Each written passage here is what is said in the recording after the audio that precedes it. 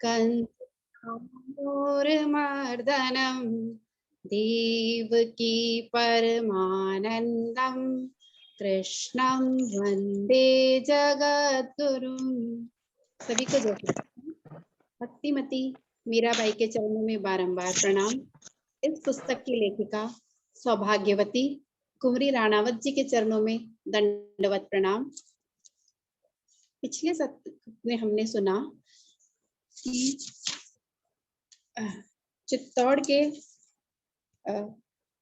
के भोजराज इस संसार को छोड़ के चले गए और अब चित्तौड़गी और रतन सिंह जी जो मीराबाई के सबसे चहेते देवर थे वो भी चले गए और उनके ससुर जी महाराणा सांगा उनका भी निधन हो गया। अब चित्तौड़ की राजगद्दी पर विराजमान है विक्रमादित्य। कल बताया ही था कि विक्रमादित्य अपने स्वभाव से बिल्कुल ओछे स्वभाव के थे और उन्हें मीराबाई का कोई भी कार्य पसंद नहीं था। अब आगे देखते हैं विक्रमादित्य का आक्रोश। राणा विक्रमादित्य ने एक दिन बड़ी बहन उदय कुंवर बाईसा को बुलवाकर कहा, जीजा भाभी महाराज को अर्ज कर दे कि नाचना गाना हो तो महलों में करने की कृपा करे, वह मंदिर में चौड़े चौगान भोंडो मोडो के बीच में जाकर अपनी कला न दिखाएं। यह रीत आपके पीहर में होगी कि बहू बेटियां बाबाओं के बीच घाघरे फहराती हुई नाचती हो, सिसोदियों के यहाँ पे नहीं है। मैं कल उधर से निकला तो देखा आराम से नाच और गा रही है, मानो बरजने वाले सभी मर गए। अब क्या वह है, मेरे तो एड़ी की झाल चोटी तक फूट गई। आज सह गया हूँ, फिर तो कभी कुछ देखा तो मुझसे बुरा कोई न होगा। यह बात उन्हें अच्छी तरह समझा कर कह दीजिएगा। उदय कुंवर बाईसा ने मीरा के पास आकर अपनी ओर से नमक मिर्च मिलाकर सब बातें कह दी। पहले तो दाजीराज और बाबूजी हुकुम भारी पेट के थे, सब कुछ नहीं फरमाते थे भाभी मारा। आज श्री जी बहुत रुष्ट थे, आप मंदिर न पधारा करें, अपना फर्ज है कि इन्हें प्रसन्न रखें। इसका उत्तर मीरा ने तानपुरा उठा कर दिया। राणो जी रूठा वारो देश रखासी, सिसोदिया रूठा मारो काई करसी। काई करसी जी मारो काई करसी, काई करसी जी मारो काई करसी। में तो गोविंद रा गुण गास्या ए माय, मैं तो गोविंद रा गुण गास्या ए माय। राणो जी रूठा मारो काई करसी, राणो जी रूठा मारो काई करसी। राणो जी रूठा वारो देश रखासी, राणो जी रूठा वारो देश रखासी। हरि रूठा कठ जास्याए माय, में तो हरि रूस्या कठ जास्याए माय। सर पे मारे ठाकुर जीरो हाथ, राणो जीरू स्या काई करसी। लोक लाज की कान न माना, लोक लाज की कान न माना। मैं तो निर्भय निशान गोरा स्याए माय, में तो निर्भय निशान गोरा स्याए माय। मारे सर पे ठाकुर जीरो हाथ, राणो जीरू स्या काई करसी। राम नाम की झांझ चला स्या, राम नाम की झांझ चला स्या। भव सागर तर जास्याए माय, में तो भव सागर तर जास्याए माय। मारे सर पे ठाकुर जीरो हाथ, राणो जीरू श्या काई करसी। मीरा शरण सावल गिरधर की, मीरा शरण सांवल गिरधर की चरण कवल लपटा स्याए माय भेतो चरणा में लिपटा स्याए माय मारे सर पे ठाकुर जीरो हाथ राणो जीरो स्या काई करसी काई करसी सो तो निगई पड़ जासी मेड़तड़ी जी सा। ये बाऊजी हुक्म नहीं है जो विष के घुट भीतर भीतर पीकर सूख गए। एक दिन भी तूने सुख से नहीं रहने दिया, मरकर ही छूट पाए वो। जिस दिन से आपने इस घर में पांव रखा है सदा विष के बीज ही बोती रही हैं, किसी को भी सुख की सांस नहीं लेने दी। 10-12 वर्ष में सबको ऊपर पहुंचा दिया। दिन रात हमारे घराने की लाज के झंडे फहराती रहती हैं। अरे कहा होता ना माँ बाप को किसी बाबा को ही ब्याह देते। मेरे भीम और अर्जुन जैसे वीर भी भाई तो निश्वास छोड़ छोड़ कर न मरते। उदय कुंवर बाईसा कोहनी तक हाथ जोड़कर बोलती, अब तो देखो देखने को बस ये 2 भाई रह गए हैं। आपके हाथ जोड़ू लक्ष्मी, इन्हें दुखी न करो, अपने तांगड़े तंबूरे लेकर घर में बैठी रहो, हमें मत रांधो। तुनक करके उदय कुंवर बाईसा चली गई। राणा जी ने बहन को समझाया, गिरधर गोपाल की मूर्ति ही क्यों न चुरा ली जाए, सब अनर्थों की जड़ यही तो बला है। दूसरे दिन सचमुच ही मीरा ने देखा ठाकुर जी का सिंहासन खाली पड़ा है तो उनका कलेजा बैठ गया। टाली री दौड़ पीपल ताई, गिलहरी की दौड़ पीपल तक। उन्होंने उनका गदगद कंठ से एकदम रो पड़ी और फूट पड़ी। वो झरझरते आंसुओं से उनकी कांचली भीग गई। दासियां इधर उधर खड़ी आंसू ढारती हुई हाथ मल रही है। मीरा की उंगली और एक तारे पर चली गई। फिर आंसुओं की बाढ़ से सारा आंचल भीग गया। तभी मिथुला ने उतावले स्वर में कहा, बाईसा हुकुम, बाईसा हुकुम। मीरा की आकुल दृष्टि मिथुला की ओर उठी। उसने सिंहासन की ओर संकेत किया और उसे देखते हर्ष के मारे मीरा ने सिंहासन से उठाकर मूर्ति को छाती से लगा लिया। अब की बार अपनी आंखों की वर्षा से उन्हें स्नान कराते हुए कह रही थी, मेरे नाथ, मेरे स्वामी, मुझ दुखिया के आधार मुझे छोड़कर कहाँ चले गए थे आप। रूंधे कट से उलहने छूट रहे थे। मैं तो थारे भजन भरोसे अविनाशी, मैं तो थारे भजन भरोसे। तीरथ भरत तो कछु नहीं कीनो, बन फिर है उदासी। तीरथ भरत तो कछु नहीं कीनो, बन फिरे है उदासी। जंतर मंतर कछु नहीं जानो, जंतर मंतर कछु नहीं जानो। वेद पढ़ी नहीं काशी, मैं तो थारे भजन भरोसे अविनाशी।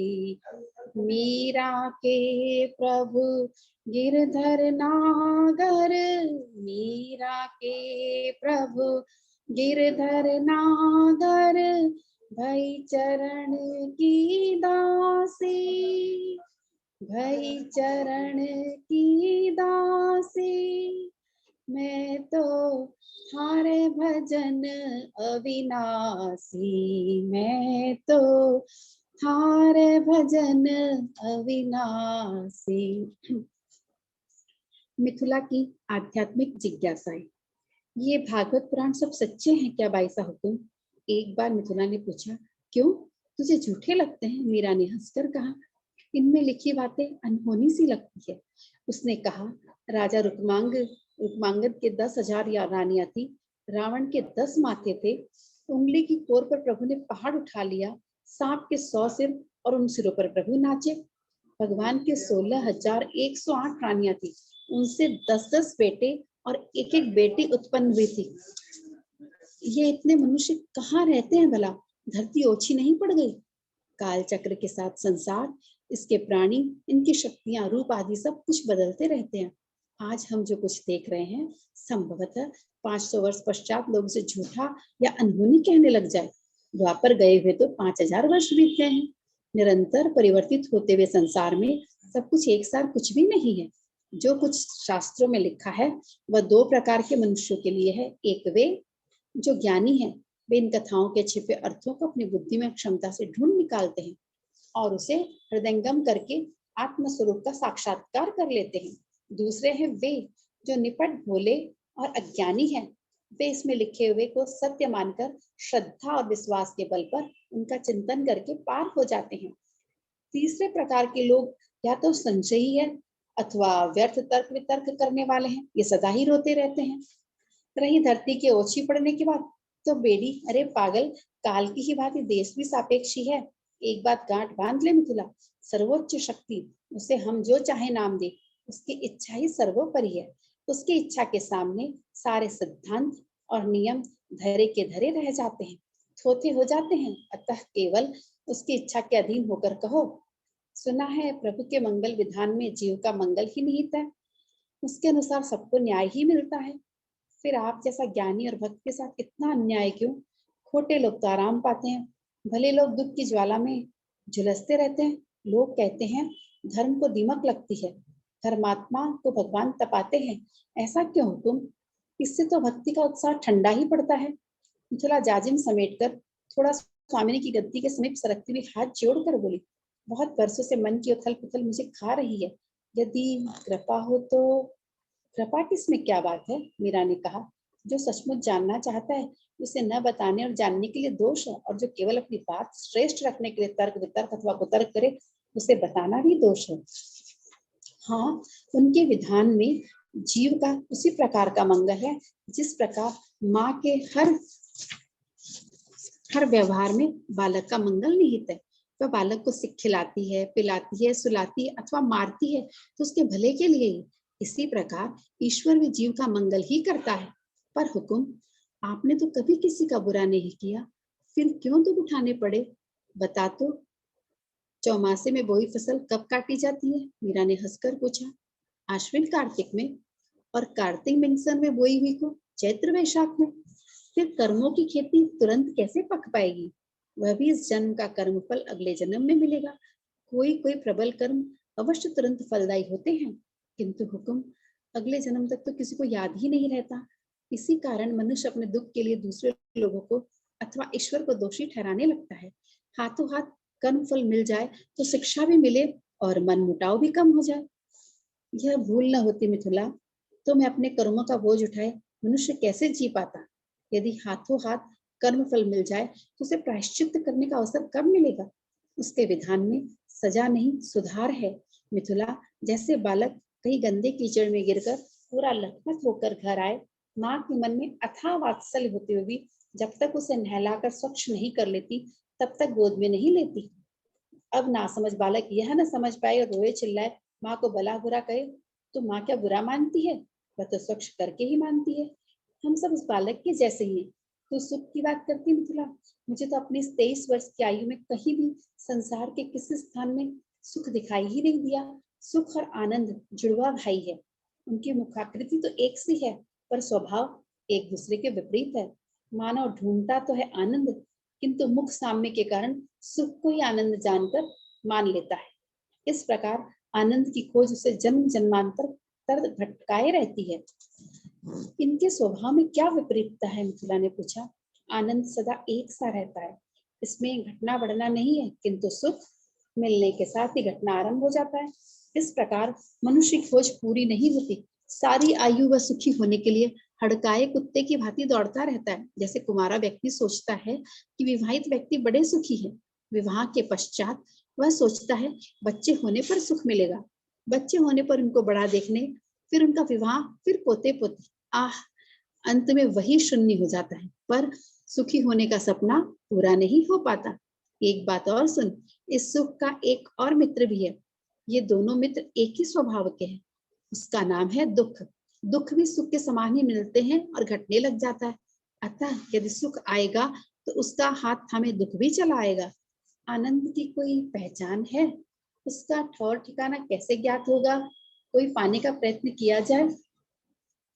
पहचान तो यही सार है, वह ईश्वर का रूप है। ईश्वर स्वयं आनंद स्वरूप है। जैसे सुख के साथ दुख आता है, उसी प्रकार आनंद से ईश्वर की प्रतीति होती है। इसे पाने के बाद यह खोज समाप्त हो जाती है। अब रही ठौर ठिकाने की बात, वह गुरु और संतों की कृपा से प्राप्त होता है। उसके लिए सत्संग आवश्यक है। संत जो कहें उसे सुनना, गुनना और करना आवश्यक है। दुख का मूल सुख ही है, नहीं और हाँ भी।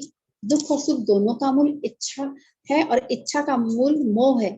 जैसे ही एक इच्छा पूरी हुई, उसी की कोख से 10 इच्छाएं मुख निकालकर झांकने लगेगी।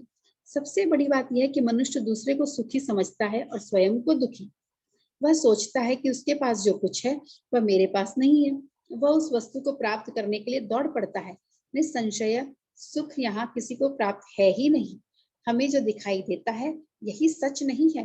हर मनुष्य अपने से आगे वाले को देखता है और वहां पहुंचने के लिए दौड़ता है, और वह इससे आगे वाले को। इस प्रकार ये अंधी दौड़ कभी समाप्त ही नहीं होती। इसका नाम तृष्णा है। यह कभी मरती नहीं। अब हम आनंद की बातें करेंगे। जैसे हम हमें दूसरे सुखी दिखाई देते हैं पर वे सुखी है नहीं, उसी प्रकार आनंद प्राप्त करने वाले दुखी दिखाई पड़ते हैं पर वे दुखी है नहीं। हम सब जानते हैं कि प्रहलाद को उनके पिता ने पहाड़ से गिराया, समुद्र में डुबाया। तनिक सोच तो, पहाड़ के नीचे से उठकर या समुद्र से निकलकर वे सीधे सीधे सीधे घर क्यों चले आते थे? कोई दूसरी दिशा उन्हें दिखाई क्यों नहीं देती थी? क्यों वे दुख पाने के लिए रह रह करके पिता की दृष्टि के सामने चले जाते थे? इसलिए कि उनके लिए घर और वन समान था। उनके हृदय में आनंद जैसी निधि समाई हुई थी। उन्हें दुख क्या होता है यह लगता ही न था। वे पिता को अपनी निधि दिखाना चाहते थे, समझाना चाहते थे। वे चाहते थे कि जो उन्हें मिला वह सबको मिले, किंतु सुख के दीवानों को फुर्सत कहाँ देखने सुनने की।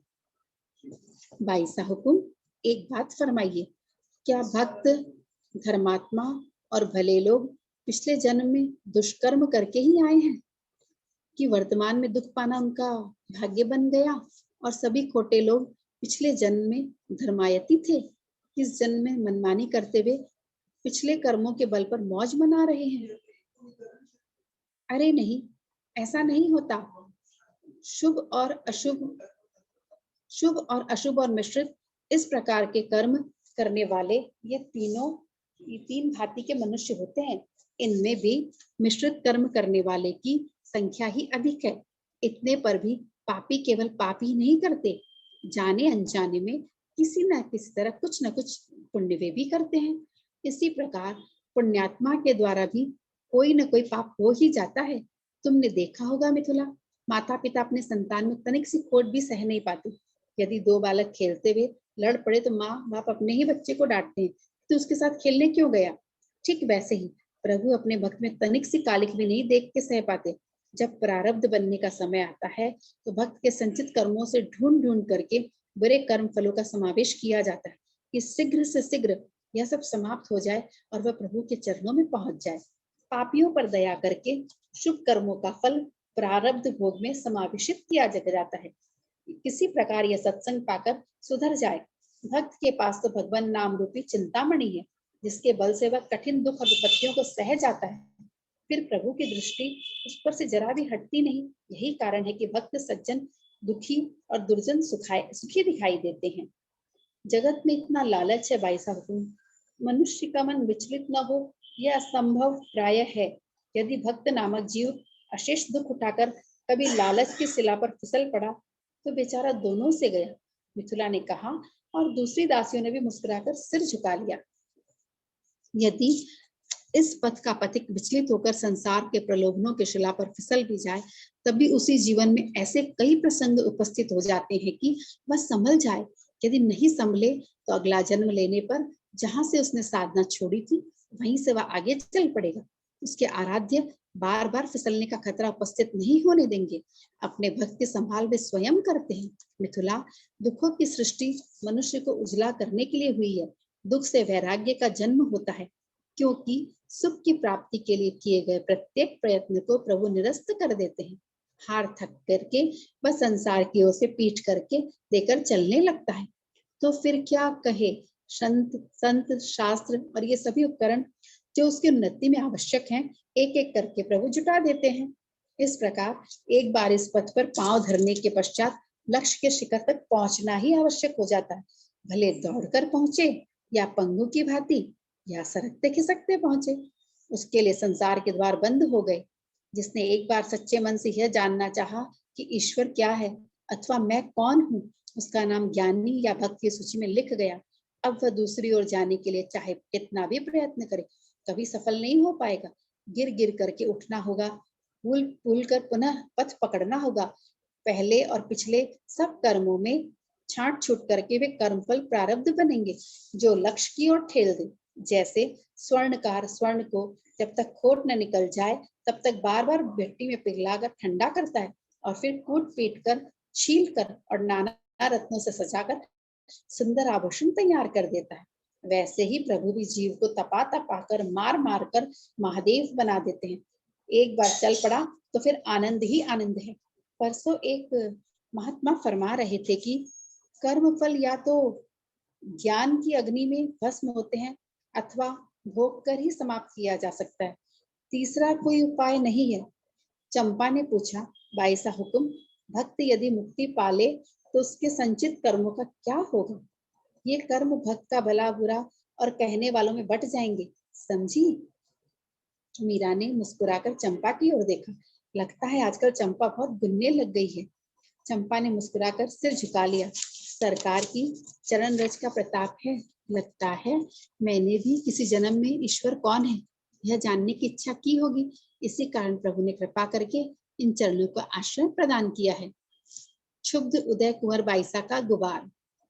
ज्यों ज्यों विक्रमादित्य का क्रोध बढ़ता गया, त्यों त्यों मीरा का यश भी बढ़ता जा रहा था।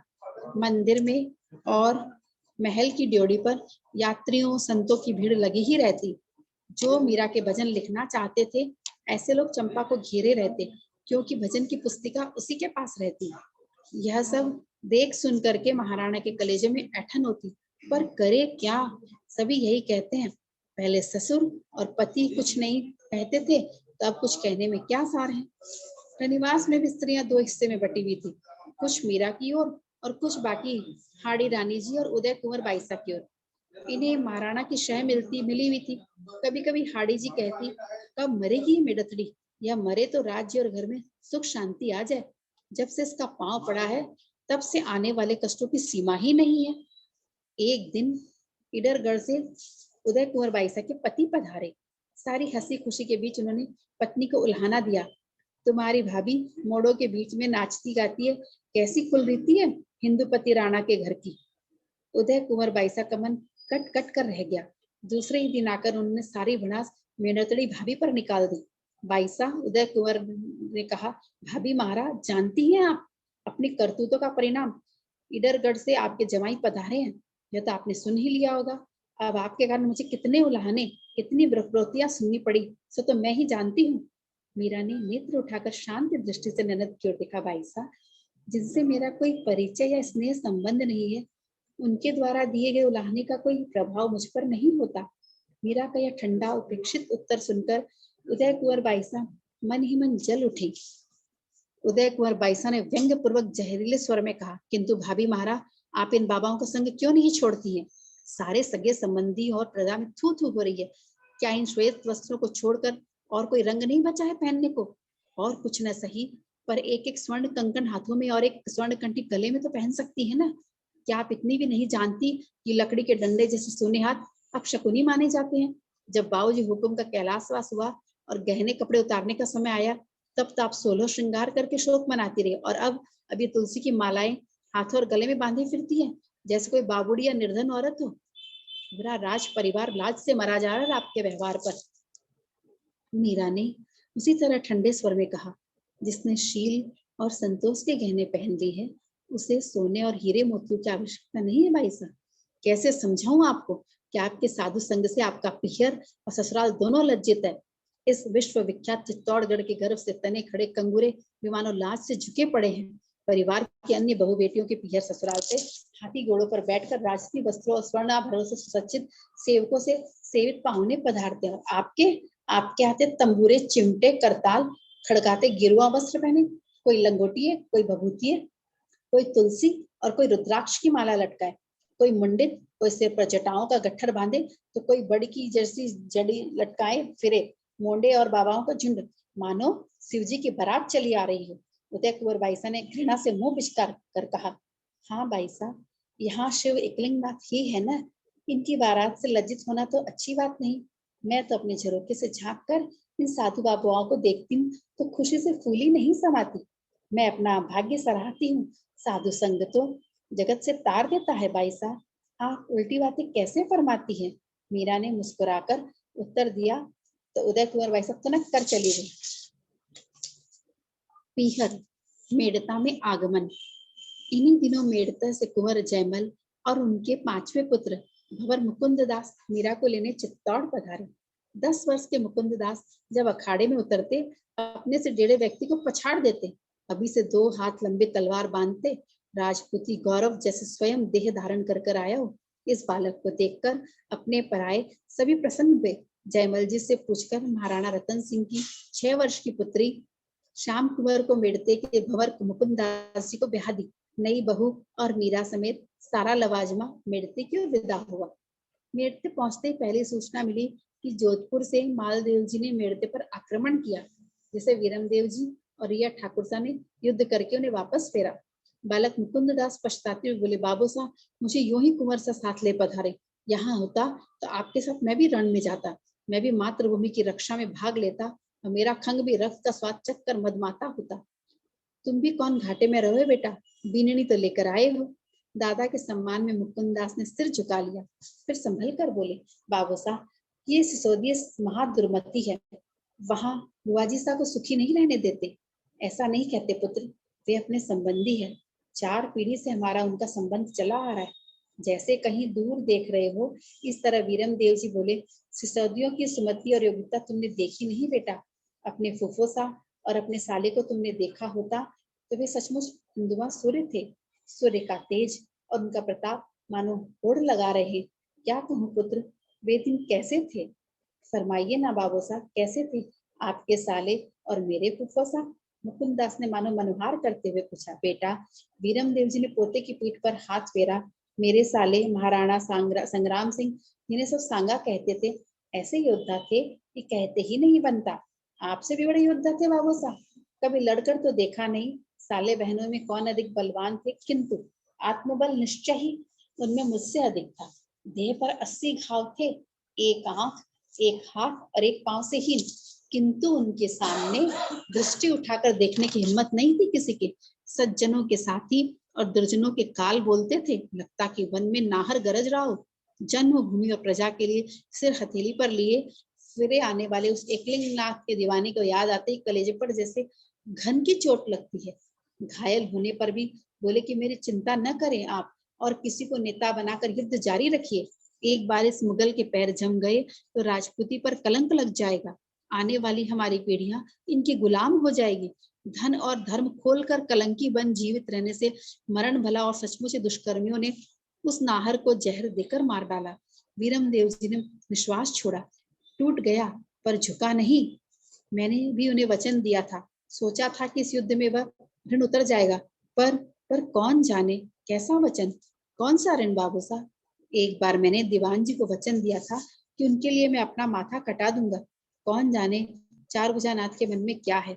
उस युद्ध में रायमल और रतन सिंह काम आ गए, पर मैं अभी बैठा हूँ। मेरे फुफो साहब कैसे थे बाबू साहब, क्या कहूँ बेटा। जैसे शांत रूप में घुलकर एक हो जाए, जैसे सोने में सुगंध मिल जाए, जैसे कर्तव्य और भक्ति मिल जाए, वैसे ही रूप रंग गुण और बल का भंडार था मेरा जवाई। उस छोटी सी आयु में जब वे न्यायासन पर बैठते तो बाल के खाल उतार लेते, बैरी को भी मोहित कर देते। ऐसा स्वभाव, रण में प्रलयंकर और घर में नीलकंठ जैसे एकलिंग नाथ ही अवतरे। तेरी बुआजी सा भक्ति करती है, दूसरा होता तो तेरा विवाह रचता। मेवाड़ के युवराज को बीनने की कौन कमी थी, किंतु दीवान जी के पुछवाने पर भी विवाह के लिए नहीं कह दिया। कुंभ श्याम के पास जो मंदिर है ना, वह तेरे फुफोसा ने बुआजी सा के लिए बनवाया है। अभी तो बाबू साहब महाराणा विक्रमादित्य महाअयोग्य हैं। भांड भवैये इकट्ठे करके सांग काड़े, भक्तनिया और वेश्याएं नचावे और नशा करते हैं। राज्य के सारे खंबे उमराव डगमग कर रहे हैं। परिवार में किचकिच चल रही है और प्रजा की बात तो सुनने वाला कोई है ही नहीं। राणा जी के मुंह लगे लोग प्रजा को मनमाने ढंग से लूटते हैं, उनकी गुहार कौन सुने। लोग कह रहे थे कि राणा जी बुआजी साहब पर बहुत नाराज है, पर चौड़े धाड़े कुछ नहीं कर सकते। सभी उमराव सामंत नाराज है उनसे, अन्यथा वे उन्हें मरवा देते। कौन किसको मरवा सकता है बेटा, वीरम देव जी ने उदास उदास स्वर में कहा, आयु लिखी हो तो मनुष्य जलती हुई आग से भी सुरक्षित निकल जाता है, नहीं तो घर में बैठे बिठाए भुड़क जाए। मीरा के रखवाले 4 भुजा नाथ है, तुम्हारी बातें सुनकर जी दुख हुआ भंवर। उस घर की ऐसी बातें, मैं तो प्रतीक्षा में था कि चित्तौड़ कहीं रण चढ़े तो मैं भी अपना ऋण उतारूं। वे तो भगत रणों में रम रहे हैं। राम राम, कैसा अभाग हुआ, उदय हुआ है मेवाड़ का। मेड़ते में आकर मीरा ने जगत का परिवर्तनशील रूप देखा। जिस महल में उनकी माँ रहती थी, उनका अपना बचपन बीता था, उसमें जयमल की प्रथम पत्नी रहती है। कच्चे घरों के स्थान पर पक्के महल माथा ऊंचा करके खड़े थे। छोटे बालक जवान हो गए, जवानों के विवाह और बालक हो गए। नए छोटे छोटे बालकों से माताओं की गोद गुलजार थी। श्याम कुंज पुनः आबाद हुआ।